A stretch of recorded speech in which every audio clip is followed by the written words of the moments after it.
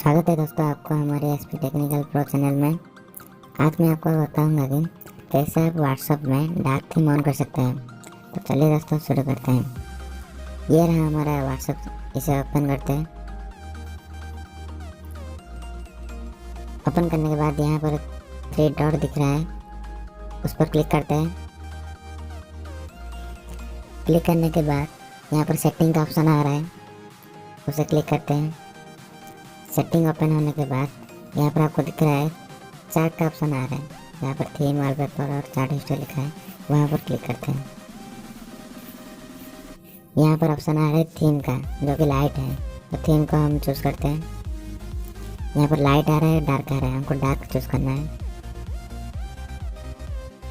फिर ओके को दबाना है। दबाने के बाद यहाँ दिख रहा है डार्क हो रहा है, सब कुछ डार्क है। हम देख सकते हैं सब कुछ डार्क है, कुछ भी देख लो आप, सब डार्क है। स्टार्टिंग और ये सब कुछ डार्क होगा।